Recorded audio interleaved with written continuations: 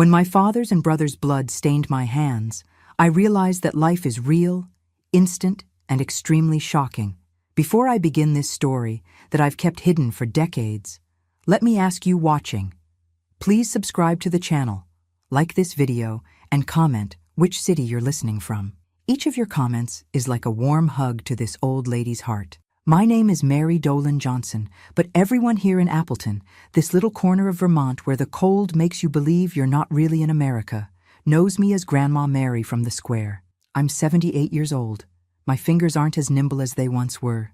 My hair is white and I don't even try to dye it anymore. And I run a small craft shop that's more of a meeting place for the town's elderly ladies than an actual business. I was born in 1947 in a wooden shack with a tin roof in rural Vermont, so far from town that the only car we ever saw was the priest's when he came once a month to celebrate Mass in the makeshift church under an old oak tree. It was a simple house, dirt floor, no electricity, no running water, but in my early years, it still felt like home. There were 6 people in that cramped house. My father, Joseph Johnson, known as Joe the Maine because of his thick hair that he never cut properly. My mother, Sarah, whom everyone called Stern Sarah, not just because of her name, but because of the hardness that farm life had given her. My 3 older brothers, Anthony, Jack, and Peter, and me, the youngest, the only girl, the one who shouldn't have even been born, as my father made sure to remind me whenever he drank too much moonshine, after working in the fields. My father was a man of his time and place, a man who believed that women were made for 3 things: working, birthing, and obeying. My mother, poor thing, fulfilled these 3 functions with the resignation of someone who never knew another reality. She rose before the sun to make coffee, worked in the fields all day alongside her husband and children, returned home to make dinner, wash clothes in the creek, and still endure the wifely duties that my father demanded even when she could barely stand from exhaustion. A respectable woman doesn't complain, doesn't cry, and doesn't say no to her husband, she told me while teaching me how to grind corn for meal. I was 8 years old at the time and thought it was the most natural thing in the world. How could I know there was another way to live? That not all women accepted being treated as less than human. My brothers, raised in their father's image and likeness, learned from an early age that women were worth less than men, that the world out there was theirs by right, and that at home, the final word always belonged to the head of the family. Anthony, the oldest, was the one who most resembled my father, not only in physical appearance, tall, strong, with large, calloused hands, but also in his violent temperament, in the way he looked at women as if they were objects at his disposal.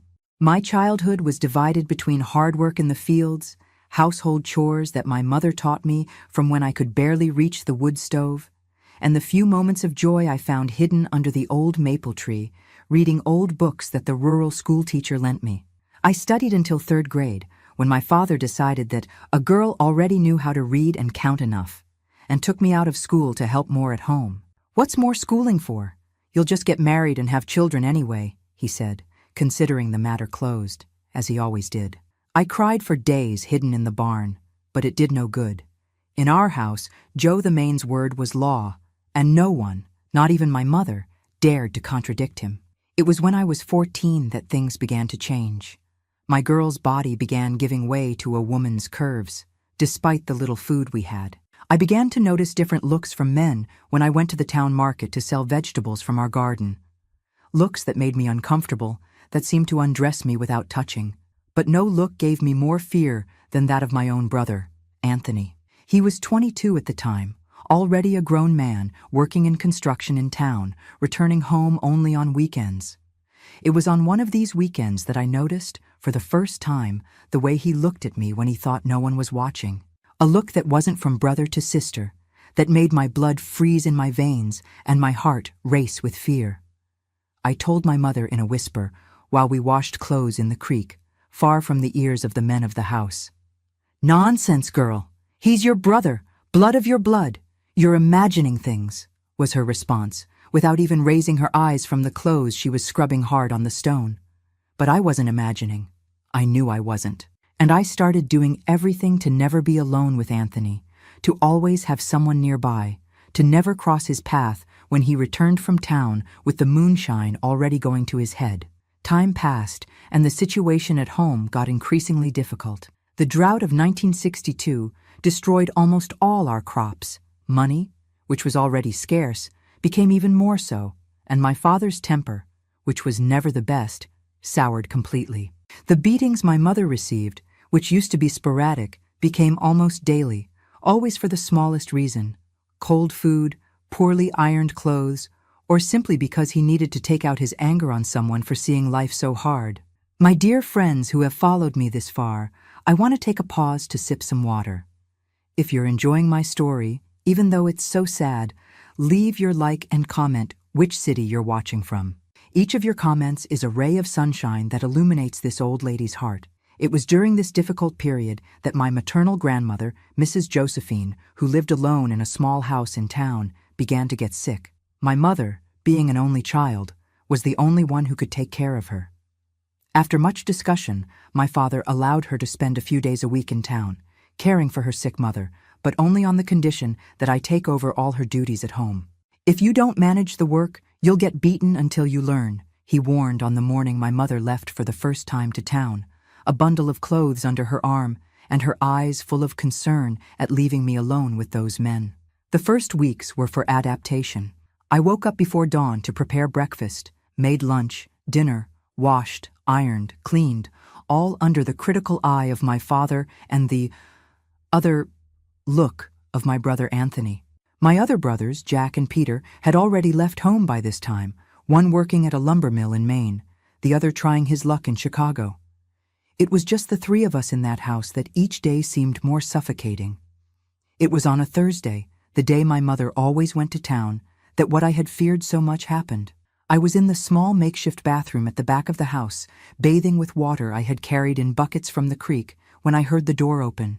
Before I could scream, my brother Anthony's large, calloused hand covered my mouth. "Don't even think about screaming, brat. I've been waiting for a chance like this for a long time," he whispered in my ear, the hot breath of moonshine giving me nausea. I tried to fight, tried to struggle, but he was much stronger. The details of what happened in that bathroom are things I prefer not to tell, that I've spent my whole life trying to forget. I only know that when it was all over, he left me curled up on the floor, trembling, with a clear threat: "If you tell anyone, I'll kill you and Mom." Tears mixed with the bath water as I tried to clean my body, feeling that I would never really be clean again. How could I tell anyone? Who would believe me against the word of the eldest son, my father's favorite? And even if they believed, what would happen afterward? In that place, at that time, it wasn't uncommon to blame the girl herself for provoking men. I spent the night wide awake, curled up on the straw mat that served as my bed, a piece of wood hidden under the pillow, trembling at every noise. The next morning, when my father and Anthony left for the fields, I ran to the creek and washed myself again, scrubbing my skin until it was red, as if the water could wash away the shame and disgust I felt. I decided I would tell my mother everything when she returned on Sunday. Despite my fear of the consequences, I couldn't keep that to myself. I couldn't continue living under the same roof as my abuser without any protection. But fate, which had already been so cruel to me, decided to give me another blow. On Saturday night, while preparing dinner, my father arrived with the news. My grandmother had gotten much worse, was in her final hours. My mother wouldn't return on Sunday as planned. She would stay in town until the end, until the funeral, perhaps for a whole week more. That news was like a bucket of cold water. Another week alone in that house, another week at the mercy of those men. I cried silently while stirring the pot of beans, the tears falling directly into the thick broth without anyone noticing. It was that night, after my father and Anthony had drunk almost an entire jug of moonshine and were snoring loudly in their hammocks, that I began to plan. I couldn't continue like this. I wouldn't survive another week in that house, not the way things were. I needed to protect myself, and if no one would do it for me, I would have to do it myself. Sunday was bath day for them, always together to save water, taking advantage of the buckets I filled from the creek. It was the moment when they would be most vulnerable, without the knives they normally carried at their waists, without clothes, without the possibility of easily pursuing me if I managed to do what I was planning. My father kept a sharp machete that he used for cutting wood. I knew where it was. I also knew how to use it. It wasn't the first time I had picked up a heavy tool. I had helped in the fields for as long as I could remember, had strength in my arms despite my thinness, knew how to handle that blade. As I planned every detail that night, unable to sleep, with my heart beating so hard it seemed like it would come out of my mouth, something inside me changed. I was no longer that frightened girl, paralyzed by fear. It was a different force, a cold determination that I had never felt before. I would survive, at any cost. That night, I made my decision. It was them or me, and it wouldn't be me. I spent all Sunday pretending normalcy. I made coffee, served it without looking them in the eyes, prepared lunch, washed the dishes. Every minute was an agony. Every second brought me closer to what I needed to do.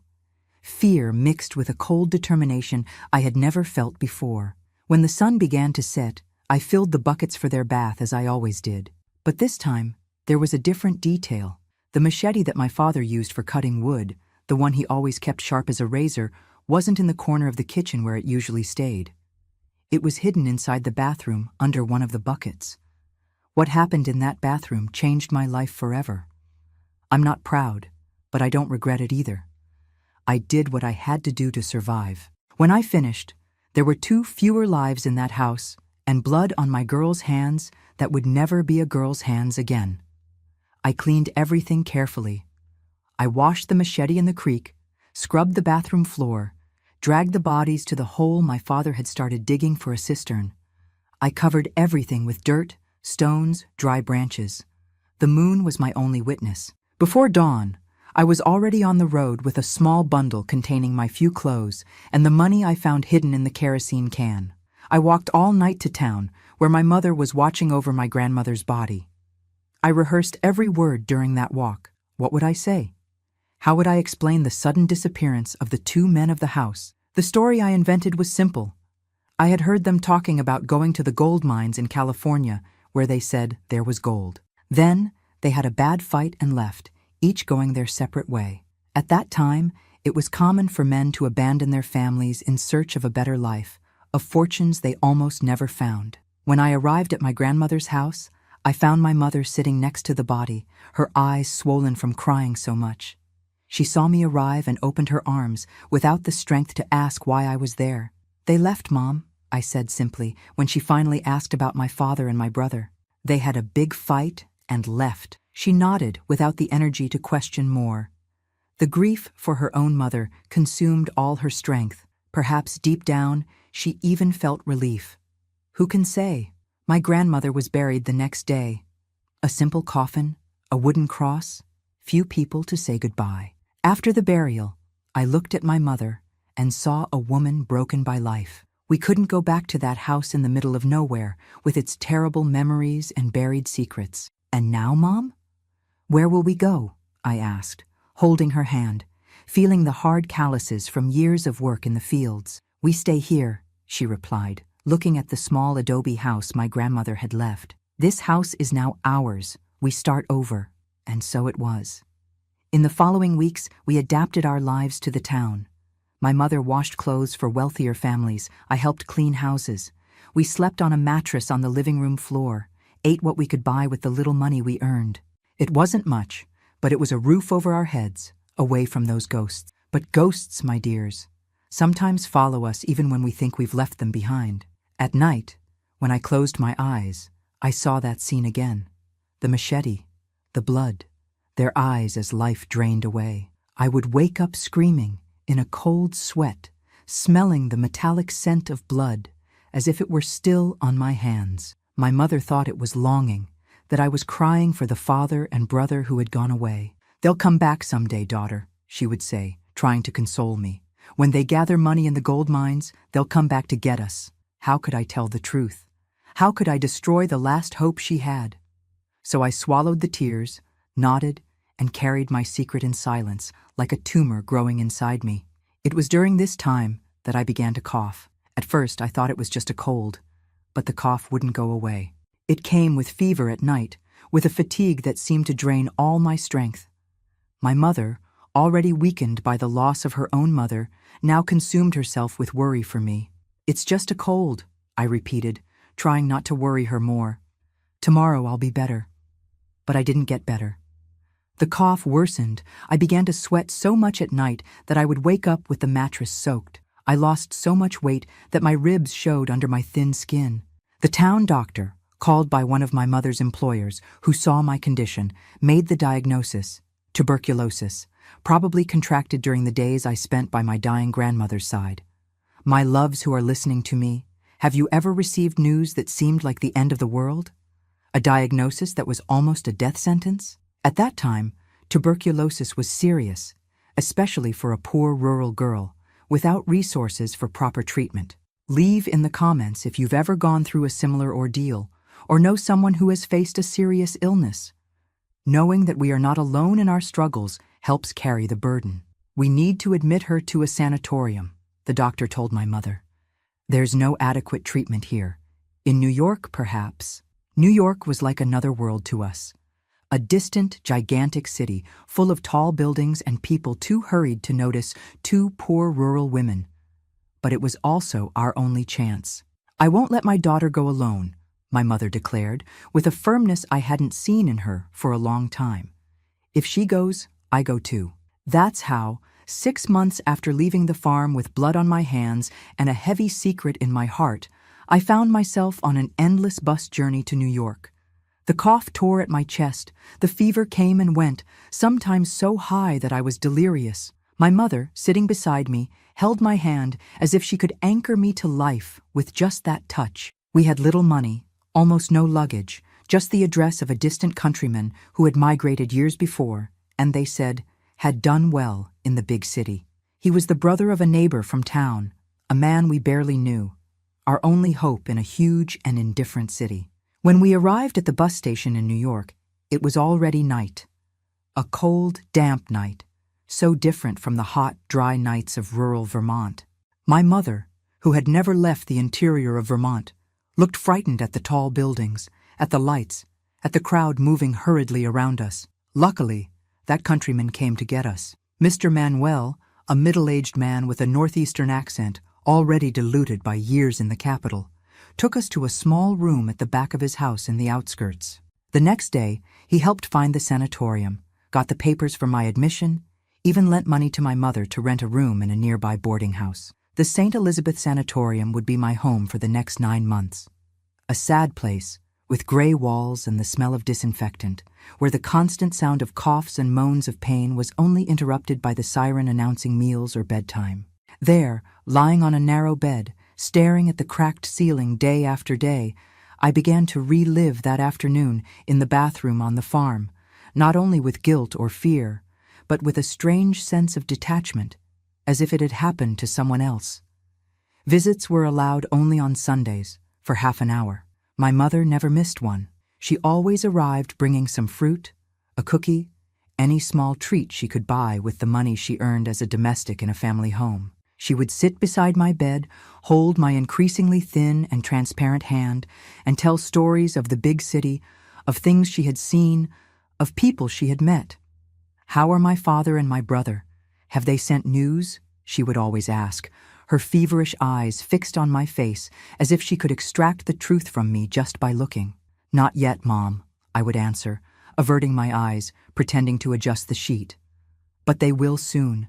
The gold mines are far away, letters take time to arrive."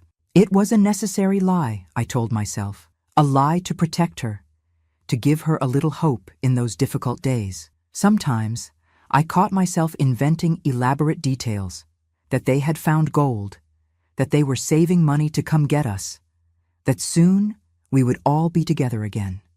Lies that came so naturally from my mouth that sometimes I almost believed them. 3 months after my admission, my mother began to show the first signs of the disease. The same cough, the same fever, the same fatigue. By taking care of me, by sleeping in the same room when I was in the most contagious phase, she had contracted tuberculosis too. She tried to hide the symptoms at first. She would cough to the side, disguise the sweat on her forehead saying it was hot, explain the growing thinness by saying she was saving on food to bring me more fruit. But I knew those signs. I had lived each one of them in my own skin. "Mom, you need to get treatment," I said, during one of those Sunday visits, seeing how she could barely sit up. She was so weak.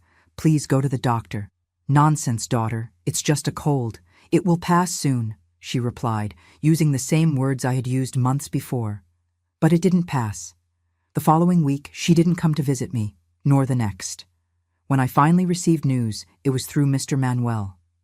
My mother had been admitted, too, to another ward of the same sanatorium. For weeks, I begged to see her. The nurses said it wasn't possible, that I was still too weak to walk to the other ward, that the rules didn't allow it. Until one day, one of them, Mrs. Carmen, a woman from the South like us, who had seen something in my eyes that moved her, broke the rules. In the dead of night, she helped me walk through the cold corridor, took me to my mother's bedside. What I saw broke my heart. My mother, always so strong despite everything, was unrecognizable. So thin she seemed just bones covered by a thin layer of skin. Her hair, which already had some gray strands when we left Vermont, now completely gray, her eyes sunken in their sockets, shining with the fever that consumed her. "My daughter," she whispered when she saw me, trying to raise her hand to touch my face. "Forgive your mother for not taking care of you properly." "There's nothing to forgive," I replied, holding that hand that had worked so hard, that had suffered so much, and that now was so light it seemed it would break between my fingers. "You always did everything for me. Now it's time to rest a little." We stayed like that for a few minutes, in silence, just looking at each other, until she said something that froze my blood. "I know what happened in that bathroom, daughter." "I know." My heart stopped for a second. Did she really know?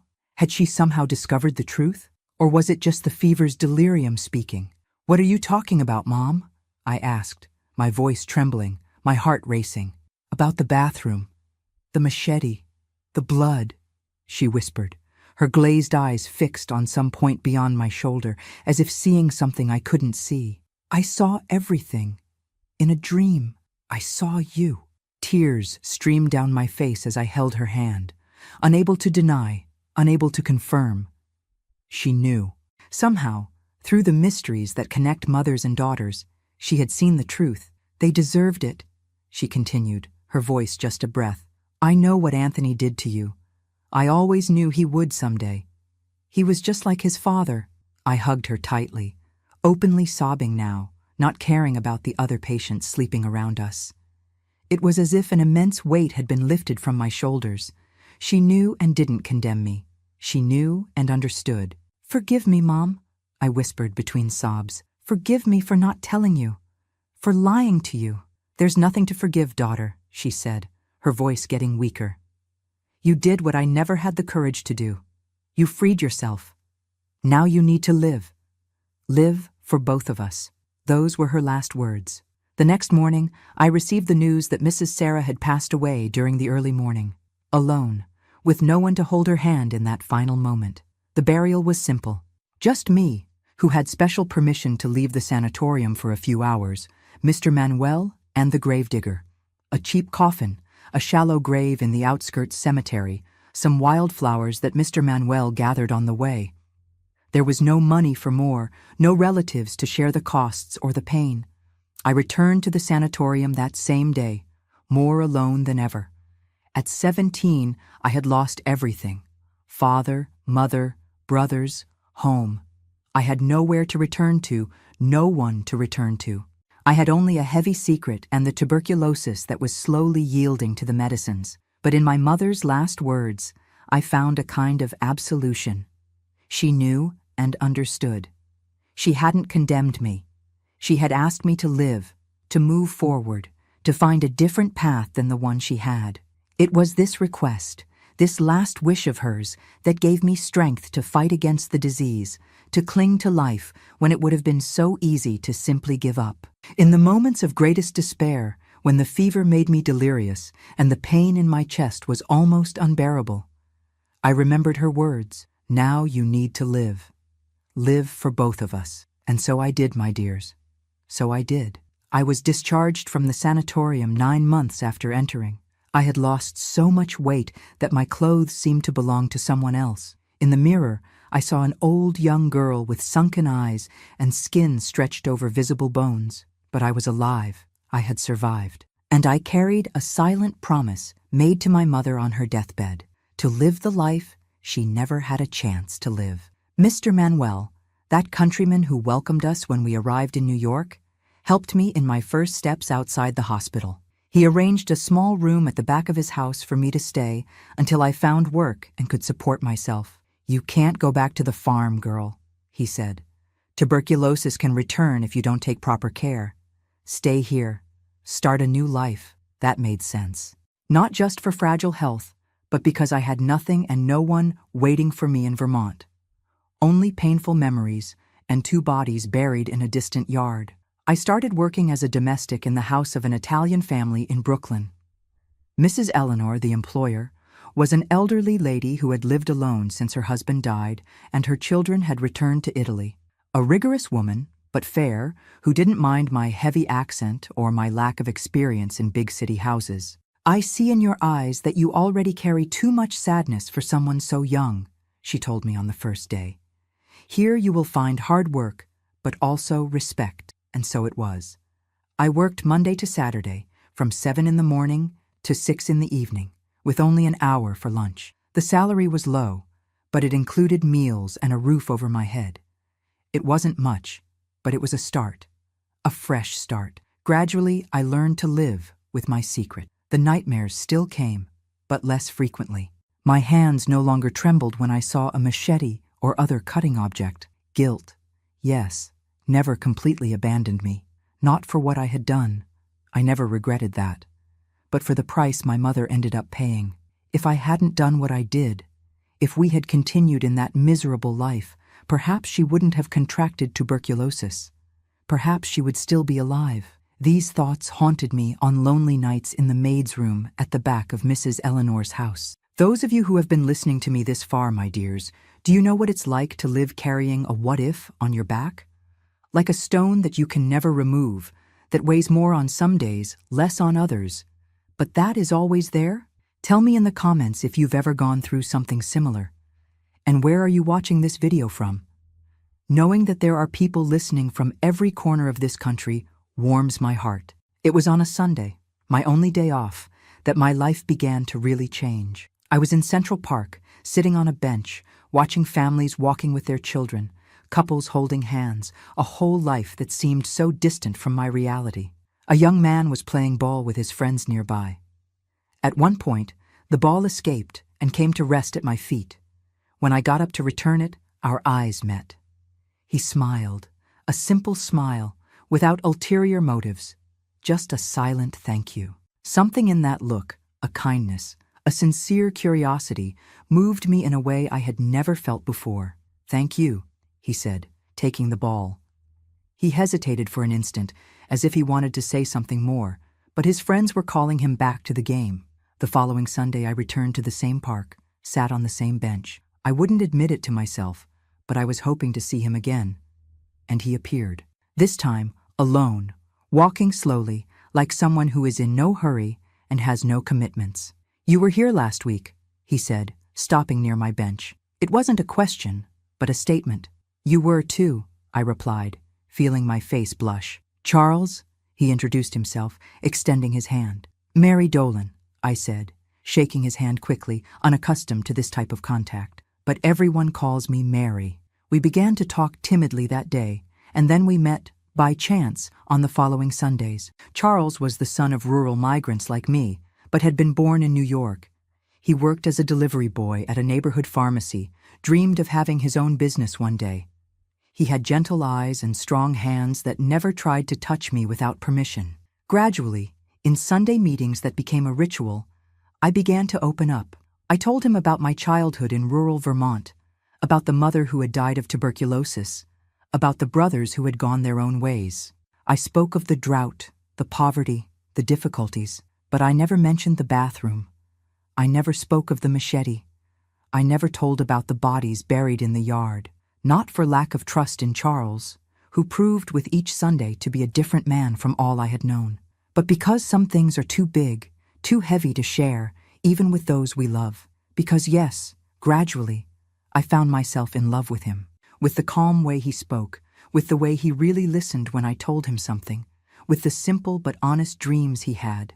It was a love different from anything I knew, without fear, without violence, without that constant feeling of being watched, like prey. In the first months, each touch, each proximity made me stiffen, unconsciously expecting the pain that always came afterward. But the pain never came. Only affection, only respect, only a genuine affection that I slowly learned to accept, to trust. Our first kiss happened 6 months after that first meeting in the park.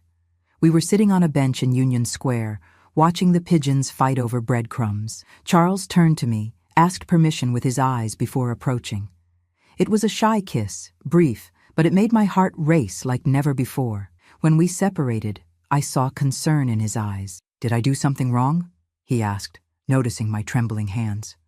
"No," I replied, trying to control my breathing. "It's just that it's never been like this before." "Like what?" "Gentle, respectful, as if I mattered." He held my hands between his, without force, just a firm and reassuring touch. "You do matter, Mary, much more than you imagine." At that moment, sitting on that park bench with a man who really saw me, who really respected me, who really cared, I felt something snap inside me. As if an old wound, which had healed wrong, was finally opened and began to heal in the right way. We cried lying on my bed after the first failed attempts at physical intimacy. Charles never pressured me, never showed impatience. He just held me while I sobbed, releasing pains I didn't even know I still harbored. When I finally managed to give myself completely to him, months later, it was like rediscovering my own body, no longer as a battlefield, marked by violations and pains, but as a place of pleasure, of connection, of calm. We dated for 2 years before getting married. A simple ceremony at the courthouse, followed by lunch at his mother's house with the few relatives and friends we had. There was no white dress, no party, no family to walk me down the aisle. Just a light blue dress bought in installments, a bouquet of daisies that Charles brought as a surprise, and a thin silver ring on my finger. We moved to a small apartment in Queens, not far from Charles's mother's house. Just 2 rooms, but ours. A place where no ghosts visited us, where we could build new memories, good memories that would gradually replace the bad ones. It was during this time that I began to study again. Evening remedial classes, twice a week, after work at Mrs. Eleanor's house. Charles encouraged me, helped me with the lessons, celebrated each small achievement as if it were a great feat. "You have potential for much more than cleaning other people's houses," he would tell me when I doubted my ability. "One day you'll go to college, you'll be a respected professional, you'll help other people who went through what you went through." At that time, I thought he was dreaming too big. How could a poor, semi-literate country girl go so far? But Charles believed in me with such unshakable certainty that gradually I began to believe too. I studied with fierce dedication. Every free minute was spent with books, notebooks, exercises. When I finished the remedial course 3 years later, I had the best grades in the class. The teacher called me aside after graduation. "You have potential, Mary," she said, adjusting her glasses on her thin nose. "You should continue studying." Those words, so similar to what Charles had been repeating for years, finally found fertile ground. The following week, I looked for information about a nursing technical course that accepted scholarship students. "It's perfect for you," Charles exclaimed when I told him about the course. "You, who have suffered so much with illness, will be able to help others not to suffer the same." There was a symmetry in this that seemed right. I, who had known so much pain, could learn to alleviate it in others. There was a kind of redemption in this path that now opened before me. I prepared for months for the selection test. I studied after work, on weekends, in every free minute. Charles helped me by asking questions while I washed the dinner dishes. It was quite an effort, and when the result came out, I could hardly believe it. I had passed in 3rd place. The course would last 2 years, with classes in the morning and internship in the afternoon. I had to leave my job at Mrs. Eleanor's house, which meant tightening an already thin budget. Charles took on more overtime at the pharmacy. I began doing sewing work at night to supplement our income. They were years of scarcity, of sacrifice, but I never regretted it. It was during the nursing course, caring for patients with stories as painful as mine, that I began to better understand what had happened in that bathroom so many years ago. It wasn't just about revenge, about returning the violence I had suffered in kind. It was about survival, about doing what needed to be done to continue existing. In basic psychology classes, I learned about trauma, about defense mechanisms, about how the mind processes devastating events. I began to see my past not just as a sequence of horrors, but as a journey of survival against all expectations. Gradually, the weight of that secret became lighter. Not through forgetting. I never forgot what happened in that bathroom, never forgot the bodies buried in the yard, but because I began to forgive that 16-year-old girl who had no choice, who did what she did to stay alive. My secret stayed with me. I never told Charles, never told anyone after my mother passed, not out of fear of judgment.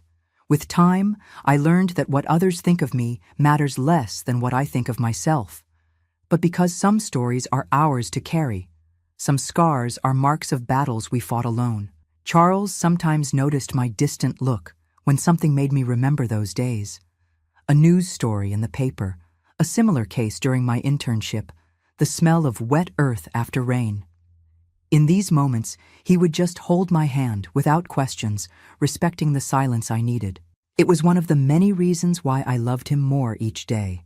When I graduated as a nurse technician, at 22, I felt I had finally found my path, working at the same hospital where I had done the course, caring mainly for women and children. I discovered that my own pain could be transformed into compassion, into understanding, into concrete help for those who needed it. I developed a special sensitivity to recognize the signs of abuse and violence that many tried to hide.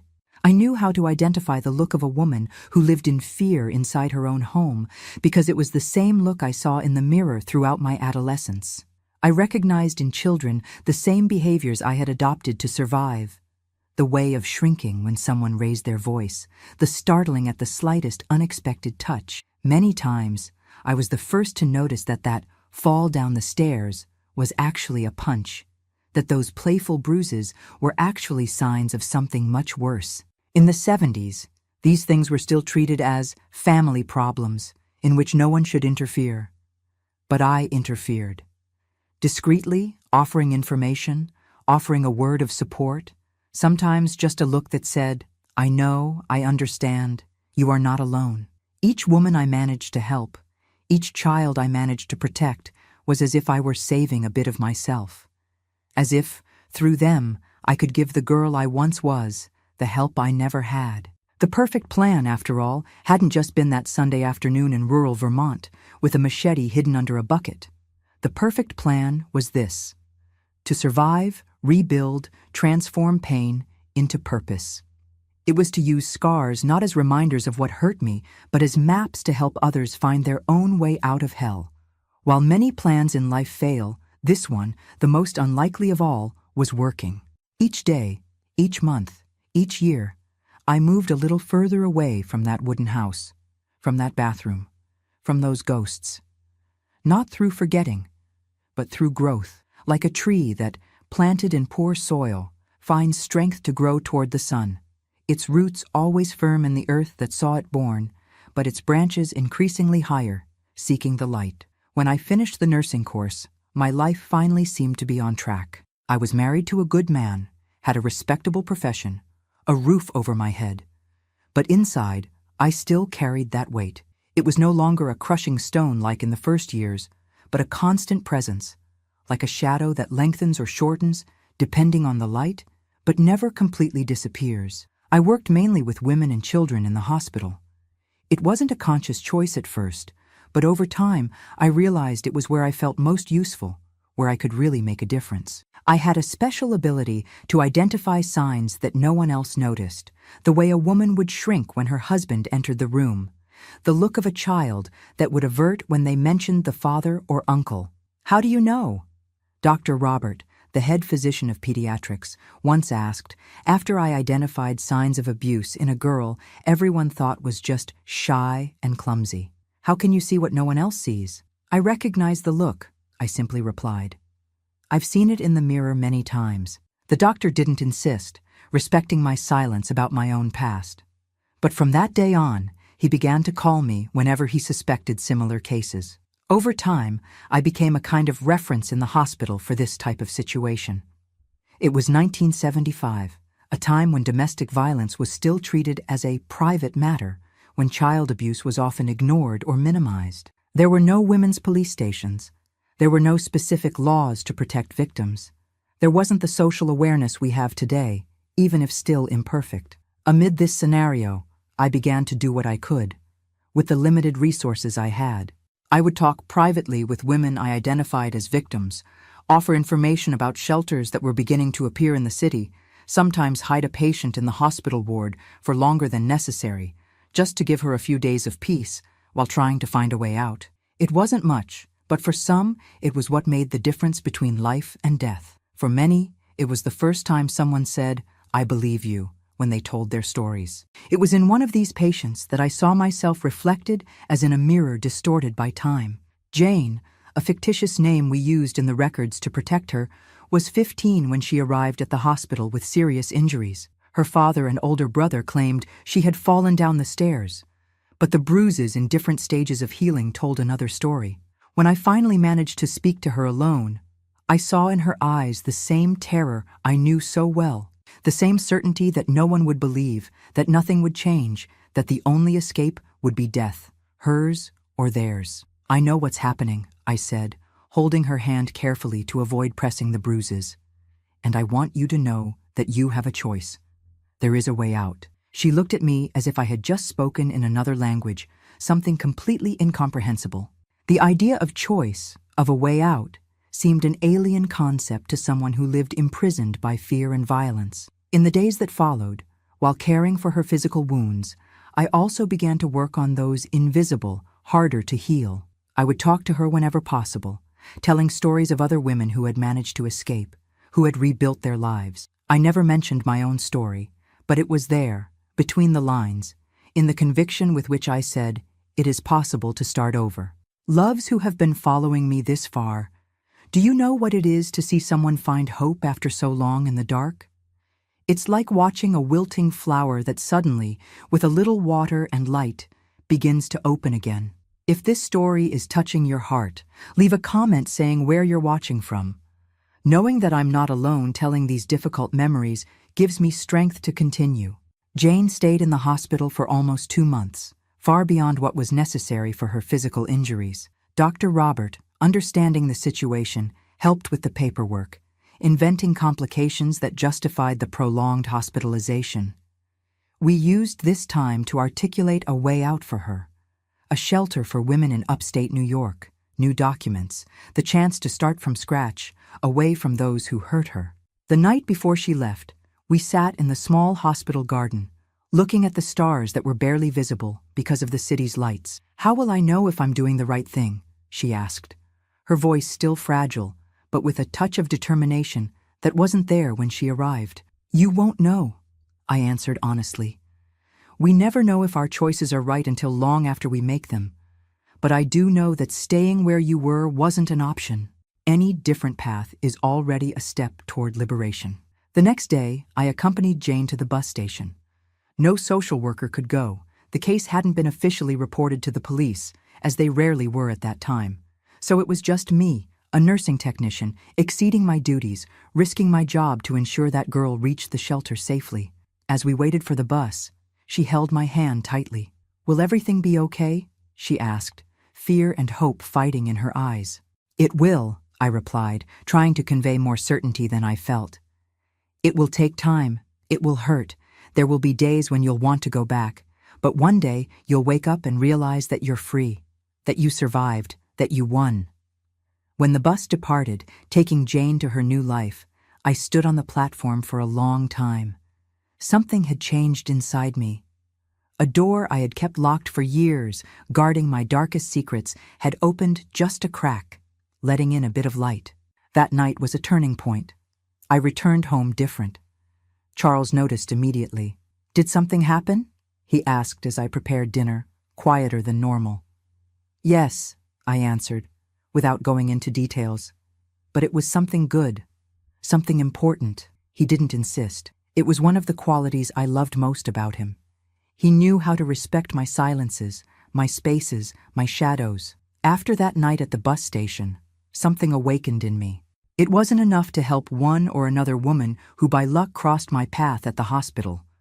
I needed to do more, reach more people, change the system that allowed so many Janes to remain trapped in situations of violence and despair. I began to study for college entrance exams. At 25, with only the remedial course completed and a technical course, the idea of entering university seemed absurd. But Charles, as always, supported me unconditionally. "If anyone can do it, it's you," he would say on the nights when I almost gave up in the face of the mountain of subjects to study after a full day of work. I took the entrance exam for psychology at NYU. On the morning of the exam, my hands trembled so much I could barely hold the pencil. I looked around and saw only young people of 17, 18 years old, most of them middle class, who had studied in good schools, done prep courses, prepared their whole lives for that moment. And me, a country girl, poor, older, with fragmented education and a history that no one there could imagine. When the result came out, Charles was more nervous than I was. He checked the list of approved candidates 3 times before believing. "You did it, Mary. You did it." It was 1973. I entered the psychology college as the oldest student in the class, the only one married, the only one who worked full-time while studying. I had colleagues who were daughters of doctors, lawyers, businessmen, girls who had never needed to work a day in their lives. In the beginning, I felt like a fish out of water, displaced in that academic environment that seemed made for a type of people that didn't include people like me. But I soon discovered that my life experience, so different from theirs, was actually my greatest strength. While we learned about trauma, about violence, about resilience, I wasn't just absorbing theoretical concepts. I was giving scientific names to things I knew in the flesh. This gave me a deeper understanding, an ability to make connections that many colleagues, with all their academic preparation, couldn't make. During the 5 years of college, I kept my job at the hospital, now no longer as a nursing technician, but as an assistant in the newly created Department of Hospital Psychology. It was a new field, little explored, and I was on the front line, helping to define protocols, to establish parameters of care. The hard work paid off. I graduated in 1978 at 32 years old. At the graduation ceremony, while receiving my diploma, I looked for Charles in the audience. He was there, in the first row, applauding with so much pride it seemed he would explode. Beside him, in my imagination, I saw my mother's face, smiling that serene smile of her last moments. "You achieved what I never could, to be free," she had said.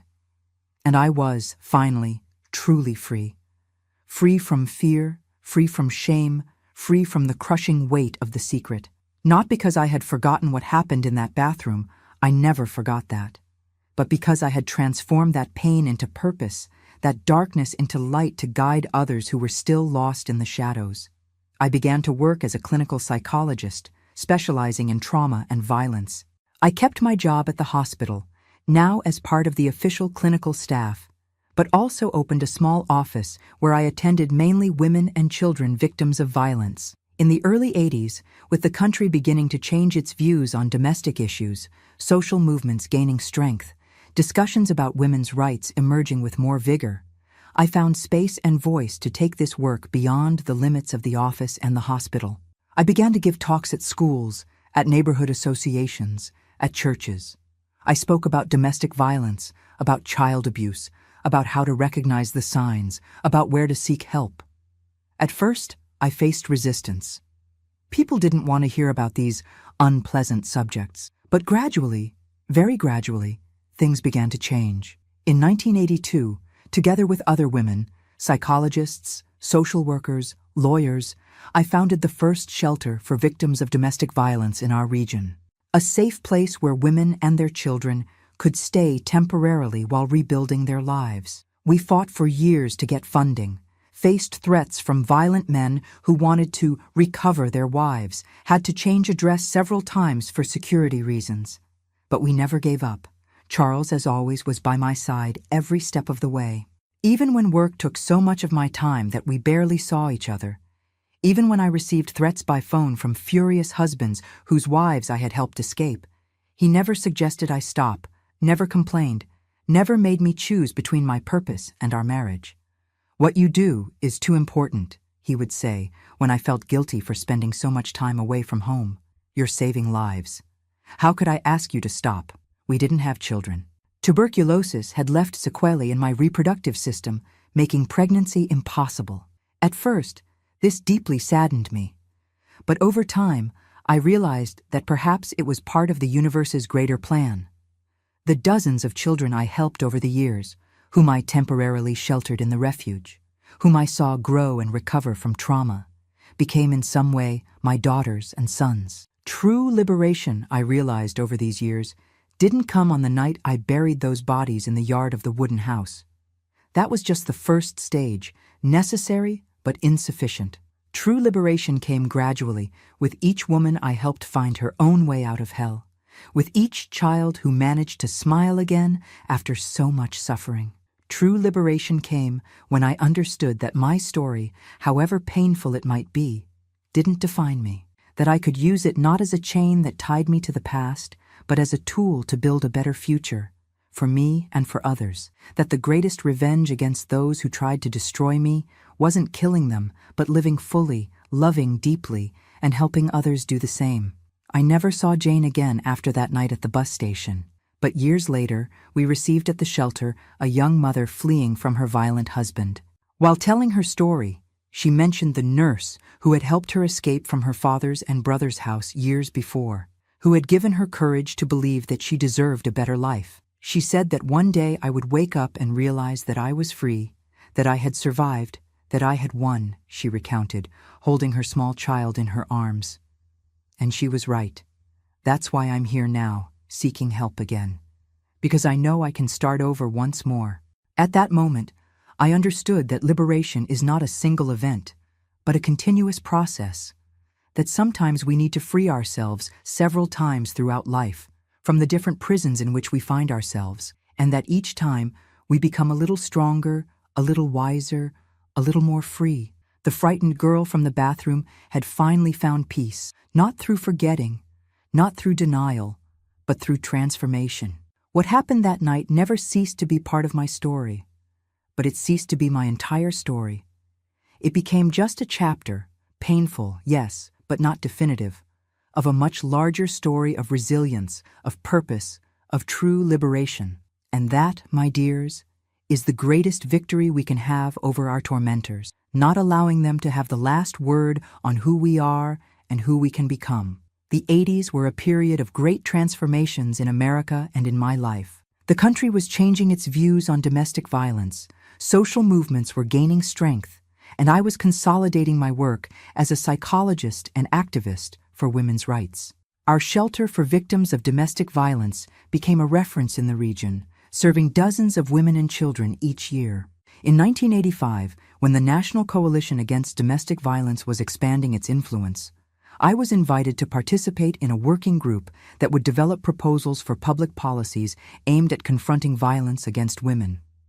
It was the first time that serious attention was being given to this issue at a national level. For me, who had started alone, helping one woman at a time in the hospital, it was almost unbelievable to now be participating in discussions that could change the lives of thousands. The meetings happened in Washington, and with each trip, Charles would take me to the airport, always with that proud smile that never diminished over the years. "My wife, the doctor," he would joke while carrying my suitcase. Who would have thought that shy girl from the park would change America?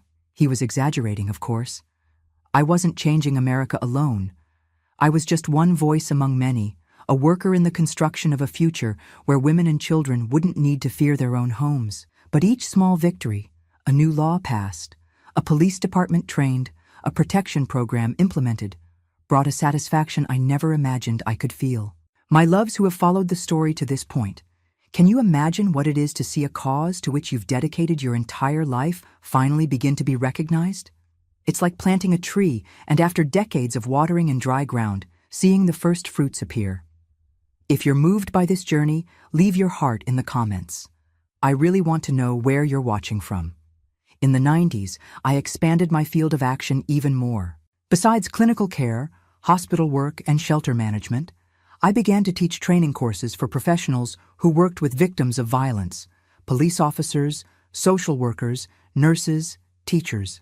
Transmitting the knowledge I had acquired in practice, transforming pain into learning, was a way to multiply the impact of my work. It was during this time that I received an invitation that would again change the course of my life. New York University was setting up a study center on violence against women and children, and they wanted me to be part of it as a consultant, bringing my practical experience to dialogue with academic research. At first, I hesitated.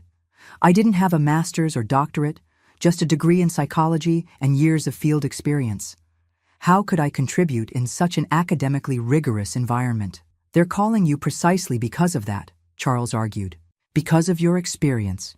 Because you've lived firsthand what most people there only know from books. And he was right, as he usually was. My practical experience was valued as a different, but equally valid, form of knowledge. I taught classes, participated in research, helped develop care protocols that were implemented in hospitals and police departments across the country.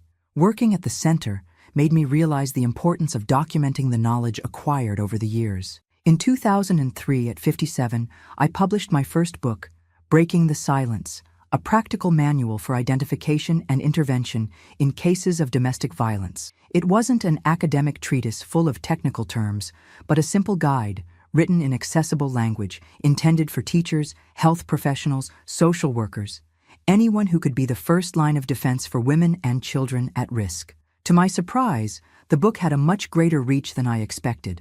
It was adopted in training courses, translated into Spanish, and distributed in other countries in Latin America. I received invitations for international lectures, for consultancies, to participate in global forums on the subject. Charles, already retired from the pharmacy, accompanied me on many of these trips. I never imagined I would see Paris, he said, as we walked hand in hand through the streets of the City of Light, where I had been invited to a human rights congress. The girl who once dreamed of learning to read to escape the brutal reality of the farm now traveled the world sharing knowledge, influencing public policies, helping to build international networks of protection for victims. Sometimes, life draws such unexpected paths that they seem unbelievable. Looking back at the journey I've traveled, from the wooden house in rural Vermont to university auditoriums in Europe, from the abused girl to the woman recognized for her work in defense of other victims, I barely recognize that frightened child I once was. The transformation didn't happen overnight. It was a long process, sometimes painful, of constant reconstruction, of learning to trust again, to love again, to believe that I deserved good things in life, of transforming anger into fuel for change, fear into motivation for protection, pain into compassion. Charles was fundamental in this process. Our marriage, which lasted more than 50 years, was a partnership in the deepest sense of the word. He never tried to save me. He knew I had to do that for myself. But he was always there, offering his support, his love, his unconditional understanding. Even in the moments when I couldn't understand myself, he was there, holding my hand in the dark, walking by my side. I never had the courage to tell him the whole truth about what happened in that bathroom, about the bodies buried in the yard. Not out of fear of his judgment. If there was anyone in the world who wouldn't judge me, it was Charles. But because some stories are ours to carry alone, some burdens don't need to be shared, even with those we love most. I think he knew there was something more, a shadow in my past greater than those I had revealed. But he respected my silence, my boundaries. What matters isn't what happened to you, he would say. It's what you did with what happened. And what I did was transform my trauma into purpose, my pain into service to others, my story into hope for those who were still in the middle of the nightmare. Not out of altruism. At first, helping other women was also a way to help myself, to heal my own wounds. Over time, it became something bigger, a commitment to change that transcended my personal experience. The loss of Charles, in 2015, was the hardest blow I faced since my mother's death. We were so happy together, built so much that it seemed impossible to go on without him. A massive stroke took him on a Sunday morning while we were having coffee on the balcony of the apartment we had moved to after he retired. Without pain, without prolonged suffering, as he deserved to leave after a life so full of kindness. In the months that followed, I discovered again the strength I didn't know I had, the same resilience that made me survive that bathroom in rural Vermont, tuberculosis, so many other challenges, now helped me continue without half of my heart. I continued working for a few more years. The center at the university, the shelter, the lectures, the consultancies. But gradually, it became clear that it was time to pass the baton to younger generations. There were now so many brilliant women following the path: psychologists, lawyers, social workers, police officers, teachers, many of whom I had helped train. It was time to let them lead. When I turned 70 in 2017, I officially retired. They organized a surprise party that gathered hundreds of people: colleagues, former students, women who had passed through the shelter, children, now adults, whom we had helped protect, all people whose lives, in some way, had been touched by the work to which I dedicated my existence. It was at that moment, seeing all those faces, hearing all those thank yous, that I finally understood the full meaning of those words my mother whispered on her deathbed. You freed yourself. Now you need to live. Live for both of us. I had lived, yes. Not just survived, but truly lived. And not just for myself and my mother, but for all the women who didn't have a chance to escape, who didn't find help in time, who couldn't rewrite their stories as I managed to rewrite mine. After retirement, I made a decision that surprised many friends in New York. I returned to Appleton. Not to the farm, of course. That place with its dark memories probably no longer existed, but to the town, which had grown and modernized in the half-century since I left it. I bought a simple but comfortable little house near the central square. I opened a small craft shop, more as a pretext to have a place to receive people than out of financial necessity. There, among laces and embroideries made by women from the region, many of them rescued from situations of violence through a social project I helped implement, I sit every day and talk with whoever wants to.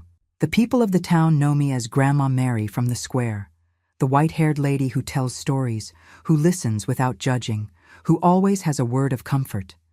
Few know my complete trajectory, the published books, the international lectures, the pioneering work in New York, and even fewer know the deepest secret of that bathroom in rural Vermont, of those bodies buried in a yard that probably no longer exists. Sometimes, when I'm alone at night, looking at the stars through the window, I still think about that day, not with guilt. That emotion was left behind a long time ago. I think with a kind of quiet acceptance. I did what I needed to do to survive, and then I used my survival to help others not need to do the same. Life has this strange way of creating meaning even from the most painful experiences. What seems an unbearable curse can, with time and work, transform into a blessing, not just for us, but for others. Our deepest wounds, when healed, can become sources of healing for the world around us. If you, my dears, who have accompanied me this far, take any lesson from my story, let it be this: the past marks us, but doesn't define us. We can choose how to use our scars, whether to perpetuate pain or to recognize and heal the pain of others. We can be shaped by the violence we suffered or by the strength we discovered to overcome it. The choice is difficult, the path is long, but it is a possible choice. Today, at 78, I look back with a mixture of amazement and gratitude. Amazement for the child who survived against all odds. Gratitude for the life I managed to build from the rubble of what was taken from me. I don't know how much longer I have in this world, but I know that each day is a victory over those who tried to destroy me. Each smile is an act of resistance. Each moment of peace is proof that, in the end, they didn't win. I won. I not only survived, but flourished, and I helped others do the same. I also ask, with an open heart, that you like this video, subscribe to the Grandparents' Tales channel, and especially comment where you're watching from. Each story shared is a hand extended to someone who may be going through the same now, feeling as alone as I felt in that bathroom so many years ago. Life isn't easy for anyone, my loves. We all carry our burdens, visible or not. But if we can share the weight, if we can extend a hand to each other, if we can transform our pain into purpose, well, there lies the true miracle of human existence. The ability to rebuild from scratch, to be reborn from our own ashes, to find light even in the deepest darkness. I'm Grandma Mary from the Square, and this was my story. Thank you for listening to me with such affection and respect. May God bless each one of you, and may strength and hope never be lacking in your hearts.